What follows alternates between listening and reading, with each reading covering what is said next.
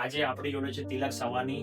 તો તમારા visa interview ક્યાંથી એપ્રુવ થયા હતા? કઈ કોન્સ્યુલેટમાંથી? મુંબઈ કોન્સ્યુલેટમાં જ હતો. તમારો યુએસ વિઝા ઇન્ટરવ્યુનો એક્સપિરિયન્સ કેવો રહ્યો મુંબઈ કોન્સ્યુલેટની અંદર? પણ મને એકચ્યુઅલી 7 થી 8 ક્વેશ્ચન પૂછ્યા. તમે ઘણા બધા લોકોના વિઝા રિજેક્શન થયા જોયા હશે. આન્સર પ્રોપર ના બોલી શકાય, થોડોક બોલોમાં ભૂલી ગયા હોય આન્સર.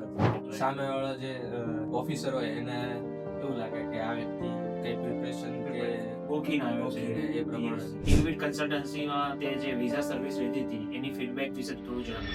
આજે આપણી જોડે છે તિલક સવાની અને જે સુરતથી છે ચરોતર ઇન્સ્ટિટ્યૂટ ટેકનોલોજીમાંથી બેચલર કમ્પ્લીટ કર્યું છે અને એમના યુએસ ના વિઝા આવી ગયા છે university of Georgia master of computer science program. Yes yes sir. Congratulation Tilak. Thank you sir. તો તિલક સૌથી પહેલો ક્વેશ્ચન એક જ છે કે તારી જર્ની કેવી રહી ડીવીવી જોડે? So basically, I started from the English proficiency test, IELTS, and after that, What did you score in IELTS? my score is 6.5 Okay. in IELTS, and after that, I preparing for a visa interview. Actually, હું 15 થી 20 દિવસ મેં join કર્યું હતું. ત્યાં offline હું વિઝાની preparation માટે ગયો હતો, પણ ત્યાંનો એક્સપિરિયન્સ ને કઈ ટાઈપનું ક્વેશ્ચન્સના આન્સર પ્રિપેર કરવા અને શું ઇન્ક્લુડ કરું શું ઇન્ક્લુડ ના કરું તે એક વધારે પડતો પોઈન્ટ છે જે હેલ્પ કરે છે સ્ટુડન્ટ્સને કે ઇન્ટરવ્યુમાં કઈ ટાઈપના આન્સર્સ આપવા, કઈ ટાઈપના આન્સર્સ ઇન્ક્લુડ ના કરવા. ઓકે. તો તમારા વિઝા ઇન્ટરવ્યુ ક્યાંથી એપ્રુવ થયા હતા? કઈ કોન્સ્યુલેટમાંથી? મારું વિઝા ઇન્ટરવ્યુ મુંબઈ કોન્સ્યુલેટમાં થયું હતું. ઓકે. તો તમારો યુએસ વિઝા ઇન્ટરવ્યુનો એક્સપિરિયન્સ કેવો રહ્યો મુંબઈ કોન્સ્યુલેટની અંદર? બેઝિકલી ઇન સ્ટાર્ટિંગમાં મારો જે કોન્સ્યુલેટ વિઝા ઇન્ટરવ્યુનો જે ટાઈમ હતો એ 9:10 નો ટાઈમ હતો, પણ હું 9 વાગે એન્ટ્રી મેં લઈ લીધી હતી કારણ કે મારા ફ્રેન્ડ્સ પણ તે દિવસે હતા કોન્સ્યુલેટ, તો એમની જોડે જ હું એન્ટર થઈ ગયો હતો.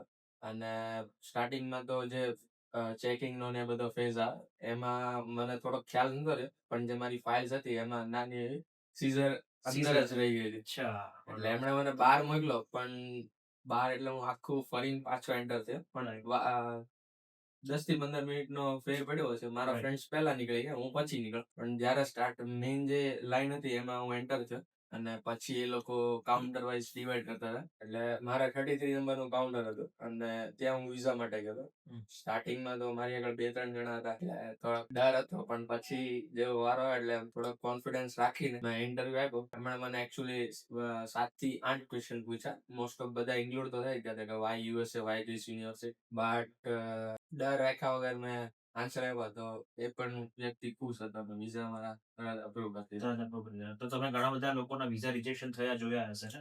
Yes sir. તો એ લોકો શું ભૂલ કરતા હશે? તમને એ લોકો શું ભૂલ કરતા હશે એવું તમને કઈ ખ્યાલ આવ્યું કે જેના વિઝા રિજેક્ટ થયા, કાં તો તમારા ફ્રેન્ડ્સ હશે જેના રિજેક્ટ થયા હશે, એમાં કોઈ મિસ્ટેક તમને લાગી કે શું રીઝન હશે? એકચ્યુઅલી મારા ફ્રેન્ડ્સ જેટલા છે, અમુક મારી પહેલા વિઝા હતા અને મારા પછીની ડેટમાં વિઝા હતા, બધાના જ અપ્રૂવ થઈ ગયા છે. પણ અમુક જે બાય મિસ્ટેક થઈ હોય, આન્સર પ્રોપર ના બોલી શકાય, થોડોક બોલોમાં ભૂલી ગયા હોય આન્સર, કા પછી એટલો બધો ફિયર મગજ ઉપર આવી ગયો હોય તો એ વ્યક્તિ પછી ત્યાં બોલી ના શકે અને સામેવાળો જે ઓફિસર હોય એને એવું લાગે કે આ વ્યક્તિ કઈ પ્રિપરેશન કે ગોખીને આવ્યો છે. ગોખીને એ પ્રમાણે. એટલા માટે ઓકે. તો ડીવીવી કન્સલ્ટન્સીમાં તે જે વિઝા સર્વિસ લીધી હતી એની ફીડબેક વિશે થોડું જણાવી દે. બેઝિકલી વિઝા પ્રિપરેશન માટે મને તો એપ્રિલ થી કહેવામાં આવ્યું હતું, પણ મારી ઇન્ટર્નશિપ હતી ઈસરોમાં એટલે હું નતો મેળ આવ્યો મને અટેન્ડ કરવાનો.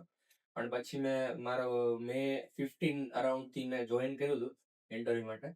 ખુશ્બુ મેમ છે, એમણે મને પ્રિપરેશન પણ કરાવી હતી અને અમુક આન્સર જે હતા એમાં એમણે ગાઈડન્સ આપ્યું કે આ આન્સરમાં આ ઇન્ક્લુડ કરવાનું, આને ઇન્ક્લુડ કરવાનું, અને એ પ્રમાણેના ગાઈડન્સ અને અઠવાડિયું થી 2 અઠવાડિયું પ્રિપરેશનમાં કન્ટિન્યુઅસ પ્રિપરેશન ધેટ્સ એને બહુ સારી મને મદદ કરી. ગ્રેટ. ચલો, thank you so much Tilak, and all the best for your future education.